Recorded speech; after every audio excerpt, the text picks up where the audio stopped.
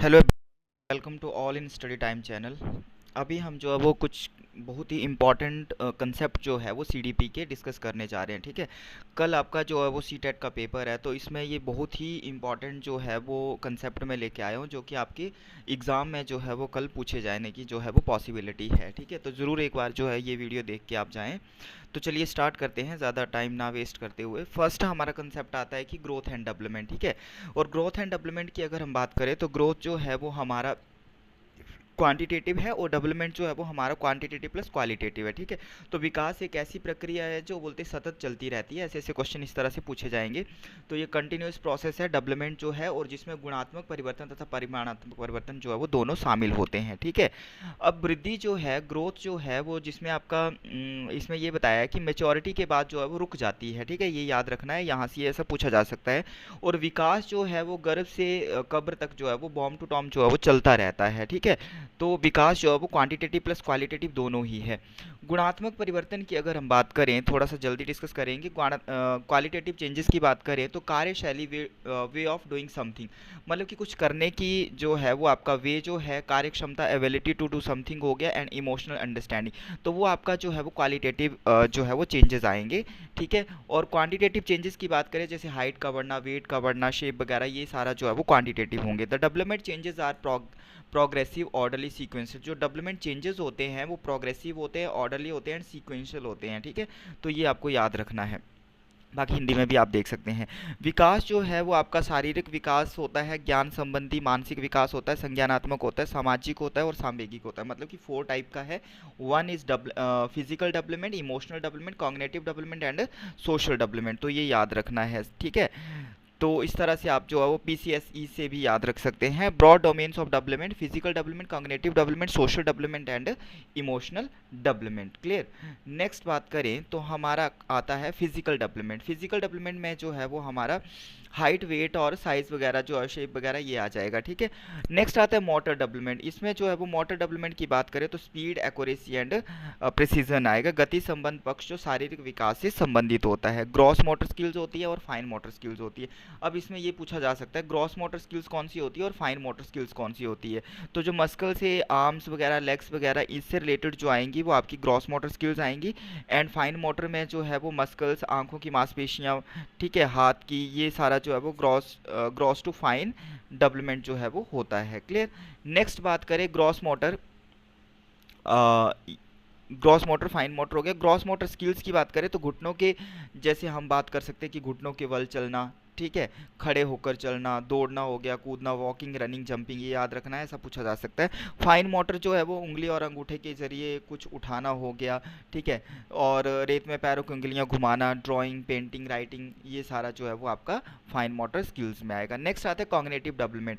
संज्ञानात्मक विकास की अगर हम बात करें तो संज्ञानात्मक पक्ष में विकास से अर्थ मानसिक क्षमताओं के विकसित होने के विकास से है। ठीक है, इसमें सोचना, तर्क वगैरह, रीजनिंग वगैरह, कल्पना, मेमोरी, भाषा विकास, ये सारा आ जाता है। ठीक है, हमारा ब्रेन जो होता है लेफ्ट ब्रेन में रहता है हमारा लॉजिकल, साइंस, मैथ, लैंग्वेज से रिलेटेड, और राइट ब्रेन जो है उसमें क्रिएटिविटी, ड्राइंग, म्यूजिक, डांस वगैरह, तो ये आपने याद रखना है। ठीक है, नेक्स्ट बात करें तो सोशल डेवलपमेंट।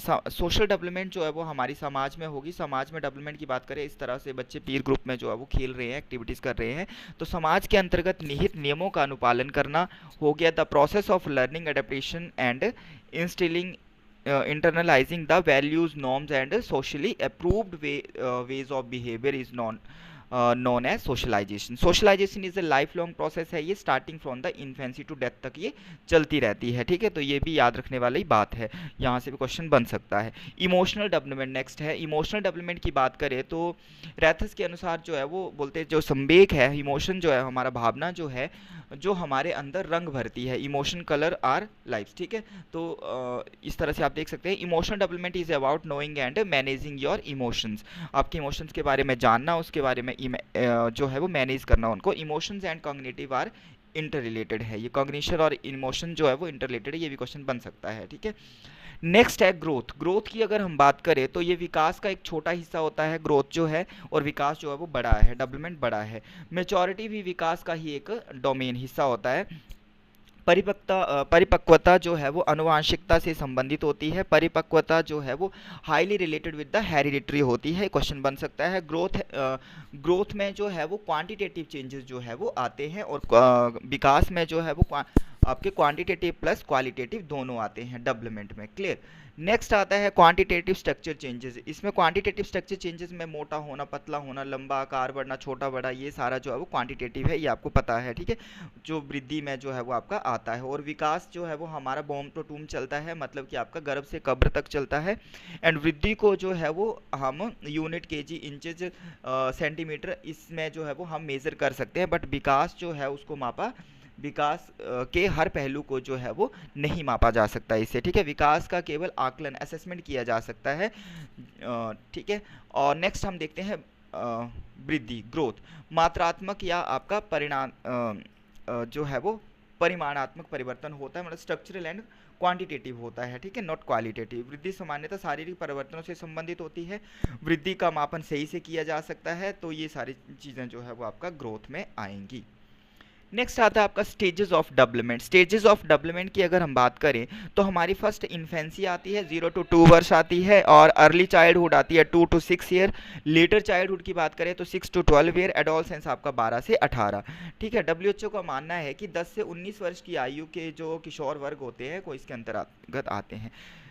आगे यहाँ पर ये पढ़ सकते हैं आपकी शैशवावस्था के पहले भी एक अवस्था जो है वो होती है, जिसे जो है वो पेरिनेटल स्टेज जो है वो प्रसव पूर्व अवस्था जो है वो कहते हैं। इस अवस्था में बच्चा गर्भ माँ के पेट में होता है, और इसका समय जो अंतराल जो है वो गर्भाधान से जन्म अर्थात 9 महीना 10 दिन या अर्थात 280 दिन या 40 सप्ताह तक होता है। इस अवस्था का पूर्ण विकास जो है वो गर्भवती माँ पर निर्भर करता है। नेक्स्ट आती है आपकी शैशवावस्था। ये आपका जो है वो शैशवावस्था में क्या बताया कि 0 से 2 वर्ष तक, ठीक है। इसमें सेंसेस से सीखता है बच्चा। मोटर एक्शन जो होते हैं, मतलब कि करके सीखेगा, प्याजे का भी इसमें कहना है। सेंसिटिव पीरियड होता है। Physical development and mental development fast होती है, ठीक है, तो ये याद रखना है इस स्टेज में। नेक्स्ट आता है आपका अर्ली चाइल्डहुड। अर्ली चाइल्डहुड की बात करें तो 2 से 6 वर्ष की होती है। टॉयज होती है, प्लेज इसको बोल सकते हैं। फास्टेस्ट लैंग्वेज डेवलपमेंट होती है इसमें। इमिटेटिव एज होती है, नकल करके बच्चा सीखता है 2 से 6, तो ये पूछा जा सकता है कि इसमें जो है वो नकल करके सीखता है 2 से 6। भाषा विकास के लिए जो है वो ये पूर्व बाल्य अवस्था जो है वो सेंसिटिव होती है। फिजिकल डेवलपमेंट जो है वो फास्ट होती है आफ्टर द बर्थ। नेक्स्ट बात करें तो लेटर चाइल्डहुड। लेटर चाइल्डहुड की बात करें तो ये 6 से 12 वर्ष तक चलती है। इसमें गैंग एज मतलब टॉली अवस्था होती है, गेम एज होती है, ये स्पोर्ट्स वगैरह बच्चे पीर ग्रुप के साथ रहना पसंद करते हैं। एलिमेंट्री स्कूल एज होती है, लॉन्ग टर्म फ्रेंडशिप करते हैं। फिजिकल डेवलपमेंट होती है इसमें, ठीक है। सूडो मैच्योरिटी होती है, मोटर डेवलपमेंट होती है। ये सारे चेंजेस जो है वो इस एज में आते हैं। नेक्स्ट आपको पता है किशोरावस्था। किशोरावस्था जो है वो ट्रांजिशनल पीरियड होता है, इसमें गोल्डन पीरियड भी इसको बोलते हैं। सैंडस्टॉर्म का तनाव और तूफान की एज भी बोलते हैं, जो कि स्टेनले हॉल ने कहा है, ये भी पूछा जाता है। लीडरशिप स्किल्स होती हैं, लैक्स इमोशन स्टेबिलिटी रहती है। आइडेंटिटी क्राइसिस का जो है वो होते हैं। ब्रिज पीरियड होता है, एडोलसेंस इकोसेंट्रिज्म होती है, एंड स्प्रिंग सीजन होता है, ठीक है। तो ये आप इसमें देख सकते हैं। चाइल्डहुड से अडल्टहुड तक बीच में आती है एडोलसेंस ब्रिज, ठीक है। नेचर एंड नर्चर, हेरिडिटरी है नेचर, और आपका नर्चर जो है वो एनवायरनमेंट डायनामिक। स्टैटिक है, ये डायनामिक है, ठीक है। एडिटिव नहीं होते हैं, हेरिडिटी प्लस एनवायरनमेंट होता है, तो ये यहाँ पर आप देख सकते हैं। नेक्स्ट आता है आपका आईक्यू के बारे में। आईक्यू की क्लासिफिकेशंस दी है। आईक्यू मतलब इंटेलिजेंस क्वेश्चन, और ये जो है वो आपका Albert Einstein was German born. इनका आईक्यू की बात करें, इनका जो आईक्यू 140 अबव या 160 जो था वो पॉइंट इतना लगभग हम बोल सकते हैं। तो ये जो थे वो आपके मतलब गिफ्टेड चाइल्ड थे, ठीक है, तो गिफ्टेड थे। तो आपका यहाँ देख सकते हैं गिफ्टेड में आपका 140, वेरी सुपीरियर में इतना आएगा, सुपीरियर में ये, एवरेज में 90 to 109, यहाँ पर आप देख सकते हैं, ठीक है। नेक्स्ट है आपका कंसेप्ट ऑफ आईक्यू। ये सबको पता है कि फॉर्मूला क्या होता है, mental as divided by chronological age. तो इसी तरह से ये बताया है क्वेश्चन, ये भी आप देख सकते हैं, ठीक है। नेक्स्ट चलते हैं, यहाँ थोड़ा सा ये देख लीजिए कि 1905 में फर्स्ट इंटेलिजेंस टेस्ट जो था वो पहला बुद्धि परीक्षण किया था अल्फ्रेड बिनेट ने, ये भी पूछा जा सकता है। और 1908 में मेंटल एज का कंसेप्ट दिया है, ये भी अल्फ्रेड बिनेट ने दिया है। एंड 1912 में आईक्यू का जो कंसेप्ट दिया है वो दिया है विलियम स्टर्म ने। नेक्स्ट आता है बहुबुद्धि का सिद्धांत। बहुबुद्धि के सिद्धांत की अगर हम बात करें, theory of multiple intelligence is also known as the multiple dimension intelligence भी इसको बोलते हैं। हार्वर्ड गार्डनर ने जो है ये सिद्धांत दिया था। 8 टाइप्स इन्होंने बताए हैं। Each of these intelligence are independent to each other है, and intelligence is not a single entity नहीं है ये। So teacher can teach in multiple ways, जो है वो टीच कर सकता है। इसमें आपका लिंग्विस्टिक इंटेलिजेंस हो गया, इसमें भाषाई जो है वो बुद्धि होती है। लॉजिकल मैथमेटिकल हो गया, लॉजिकल मैथमेटिकल में आपका तर्कपूर्ण बुद्धि आ जाएगा। स्पेशल इंटेलिजेंस में स्थानिक बुद्धि हो गया, ठीक है। इसमें ये सारी चीज़ें जो है वो आ जाएंगी, नाविक, मूर्तिकार, वास्तुकला। और आपका म्यूजिकल इंटेलिजेंस में म्यूजिक से रिलेटेड पर्सन जो है वो आ जाएंगे, ठीक है। और बॉडीली काइंस्थेटिक में जो है वो इसका आपका एथलीट वगैरह जो आ जाएंगे, डांसर वगैरह हो गए, ठीक है। और इंटरपर्सनल में जो है वो आपका दूसरे के व्यवहारों और भावनाओं को समझने वाले।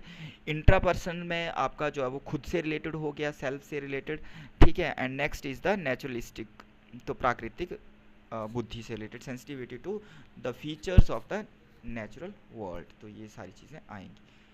नेक्स्ट बात करते हैं पियाजे का संज्ञानात्मक सिद्धांत। तो ये भी पियाजे की कॉग्निटिव थ्योरी भी जो है वो पूछी जाती है। कॉग्निटिव डेवलपमेंट दिया है पियाजे ने। इंटेलेक्चुअल डेवलपमेंट से भी बोल सकते हैं, बौद्धिक विकास। पियाजे वाज अ स्विस साइकोलॉजिस्ट थे। इन्होंने बच्चों को सक्रिय निर्माता या एक्टिव कंस्ट्रक्टर जो है वो कहा है। एक्टिव कंस्ट्रक्टर या बिल्डर ऑफ नॉलेज भी इन्होंने बोला है। बच्चे नन्हे वैज्ञानिक है, ये भी इन्होंने बोला है। Schema equal to mental structure, ये चीज़ इन्होंने बोली है। बच्चे एक्टिविटी द्वारा अपने संज्ञान का निर्माण जारी रखते हैं। पियाजे रचनावादी रेडिकल कंस्ट्रक्टिविस्ट है। तो ये सारी बातें याद रखनी है, यहाँ से क्वेश्चन बनेगा। पियाजे का सिद्धांत हमें बताता है कि बच्चा एक मानसिक संज्ञानात्मक संरचना के साथ पैदा हुआ है, जो कि 15 साल की उम्र में अधिकतम विकास प्राप्त करता है। पियाजे ने संज्ञानात्मक बौद्धिक विकास को 4 स्टेजेस में बांटा है। कलेक्टिव मोनोलॉग दिया है उन्होंने। एंड पियाजे के अनुसार जो विकास एक असत प्रक्रिया है, डिसकॉन्टिन्यूस डेवलपमेंट है पियाजे के अनुसार। तो ये याद रखना है, इंपॉर्टेंट है ये। नेक्स्ट आपका आता है टॉपिक जो है इंपॉर्टेंट, इंक्लूसिव एजुकेशन। सो समावेशी शिक्षा जिसको बोलते हैं। समावेशी शिक्षा के अंतर्गत बच्चों की ज़रूरत के आधार पर शिक्षा बोलते दी जानी चाहिए। पृथ्वीकरण जो है वो प्रकृति के नियमों के विरुद्ध है। सेग्रीगेशन नहीं होना चाहिए। संयुक्त राष्ट्र संघ 1993 में बोलते सभी को समान अवसर के द्वारा जो है सभी वंचित की शिक्षा जो है वो कराने का सभी राज्यों को आवश्यक दायित्व सौंपा गया है, ठीक है। संविधान 86 जो है आपका 86 में संशोधन के अनुसार भारत में 6 से 14 वर्ष की आयु के बालकों बच्चों को जो है वो निःशुल्क शिक्षा प्राप्त करने का अधिकार है। नेक्स्ट आता है अक्षमता के प्रकार, डिसेबिलिटी। तो आपका विजुअल डिसेबिलिटी होती है, ऑडिटरी डिसेबिलिटी, श्रवण से रिलेटेड, मानसिक डिसेबिलिटी, लोकोमोटर एंड लर्निंग। तो इसमें आपका अधिगम अक्षमता के प्रकार होते हैं, कुछ इंपॉर्टेंट से देखते हैं। डिसलेक्सिया, डिसलेक्सिया जो है वो एक प्रकार का शब्द है जिसका संबंध पठन से है, मतलब कि आपका रीडिंग से रिलेटेड जो होगा वो आपका पढ़ने में जब कठिनाई आएगी तो उसको जो है वो डिसलेक्सिया बोलेंगे। अप्रेक्सिया आता है, एक ऐसा शारीरिक विकार है, ये भी पूछा जाता है कई बार, जो जिसके कारण व्यक्ति मांसपेशियों के संचलन से संबंध सूक्ष्म गति कौशल जैसे लिखने पढ़ने दोनों से, लिखने चलने टहलने बोलने से जो है वो निपुण नहीं होते हैं, तो ये इनसे आएगा। डिस्ग्राफिया जो है वो आपका अप्रेक्सिया का ही एक जो है वो डिस्प्लेक्सिया सॉरी, तो ये अप्रेक्सिया का एक प्रकार होता है, ठीक है। एक डिस्ग्राफिया आता है जो कि आपका डिसकैलकुलिया कैलकुलेशन से रिलेटेड, और डिस्ग्राफिया जो है वो भी आपका एक मतलब आपका जो है वो मैथमेटिक्स से रिलेटेड जो है वो आपका आता है, कैलकुलेशन से रिलेटेड। डिसकैलकुलिया जो है वो आपका मैथमेटिक कैलकुलेशन से रिलेटेड, डिस्ग्राफिया जो है वो आपका ग्राफ से रिलेटेड। नेक्स्ट आता है पोर्टफोलियो। ये भी इंपॉर्टेंट है कि पोर्टफोलियो होता क्या है। पोर्टफोलियो एक प्रकार की फाइल होती है जिसमें कि किसी व्यक्ति या बालक के जीवन के सभी क्षेत्र के क्रमबद्ध जानकारी एकत्र करके रखी जाती है। ये पूछा जाता है, बहुत इंपॉर्टेंट है। यानी किसी बालक की क्या उपलब्धियां हैं, क्या कमियां हैं, इसके बारे में जो रिकॉर्ड होता है वो पोर्टफोलियो में संचित होता है, ठीक है। तो ये होता है।